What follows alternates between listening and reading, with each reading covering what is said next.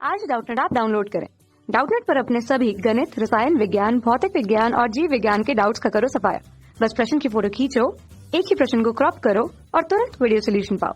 अभी डाउनलोड करें। हेलो दोस्तों, आपका प्रश्न है आदर्श गैस एवं वास्तविक अर्थात अनादर्श गैस में अंतर स्पष्ट कीजिए। तो चलिए इस प्रश्न को हल करते हैं।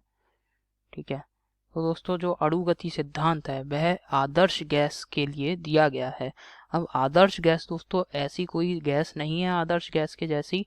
ये दोस्तों एक केवल हमने मान रखा है, हाइपोथेटिकल है, ये केवल मान्यता दी गई है कि इस प्रकार की गैस हो सकती है।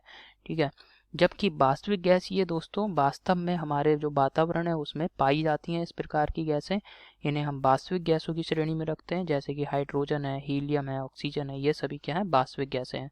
अब दोस्तों आदर्श गैस और वास्तविक गैस में क्या अंतर है?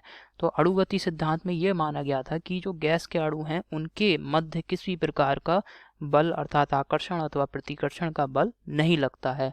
ये दोस्तों आदर्श गैस के लिए ये बताया गया है। जबकि वास्तविक गैसें दोस्तों ऐसी गैस हैं जिनके अणुओं के मध्य एक प्रकार का आकर्षण बल कार्य करता है। तो इसको यहाँ पे मैं लिख रहा हूँ। तो यहाँ पे दोस्तों आदर्श गैस और वास्तविक गैस के मध्य अंतर मैंने लिखे हैं।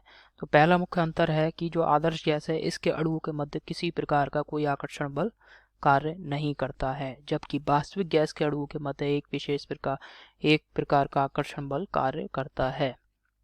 दूसरा मुख्य अंतर है दोस्तों कि आदर्श गैस के जो अणु हैं इनके मध्य टक्कर जो होती है वो पूरी तरीके से प्रत्यास्थ टक्कर होती है।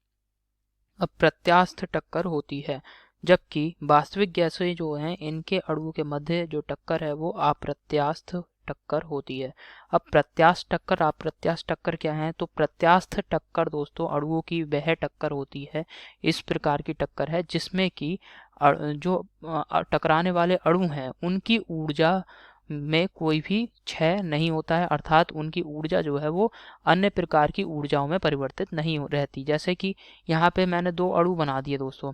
ठीक है, पहला अणु, एक अणु ये है, ये हम अब ये दोनों, इसके पास 5 जूल ऊर्जा है, इसके पास 3 जूल ऊर्जा है।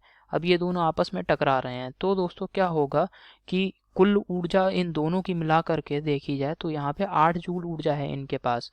तो जब ये आपस में टकराएंगे तो क्या होगा दोस्तों, इनकी जो ऊर्जा है ये 8 जूल ऊर्जा इनके पास ही रहेगी।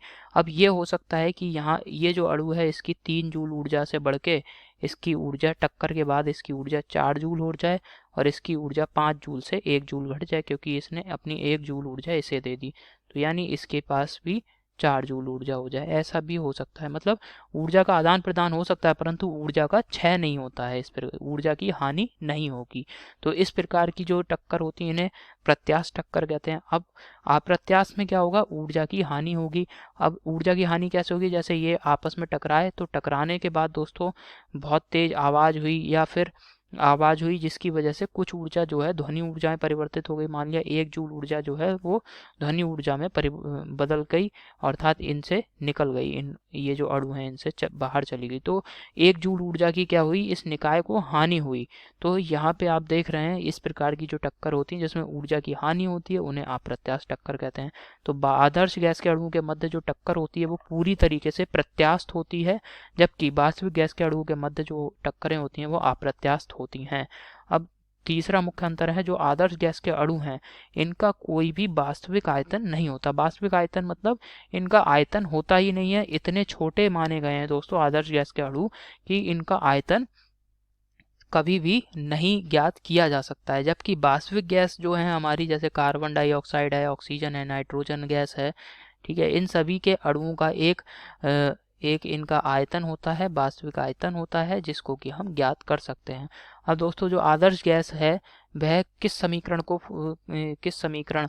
के अनुरूप कार्य करती है? आदर्श गैस जो है वो PV बराबर nRT को मानती है। PV बराबर nRT ये समीकरण आदर्श गैस समीकरण कहलाती है और इसी के अनुरूप ये कार्य करती है। इस समीकरण में आप देख रहे हैं P गैस का दाब है, B गैस का आयतन है, N गैस के मोलों की संख्या है और T दोस्तों आदर्श गैस का तापमान होता है, ये केल्विन में लिया जाता है। R यहाँ गैस नियतांक को बताता है। जबकि जो वास्तविक गैस है ये दोस्तों किस समीकरण को का पालन करती है, किस समीकरण के अनुसार कार्य करती है? ये है P प्लस AN स्क्वायर बटे V स्क्वायर गुणा B माइनस NB बराबर nRT। ठीक है, यहाँ n मोलों की संख्या रहती है, तो वास्तविक गैसों के लिए हम इस गैस का प्रयोग, इस समीकरण का प्रयोग करेंगे। तो यही हमारे प्रश्न का उत्तर है। आशा करता हूँ आपको समझ में आया होगा। धन्यवाद। कक्षा 6 से 12वीं से लेकर नीट, IIT, JEE वो एडवांस के लेवल तक 1 करोड़ से ज्यादा छात्रों का भरोसा। आज ही डाउनलोड करें डाउटनेट ऐप या व्हाट्सएप करें अपने सारे डाउट्स 8400 400 400 पर।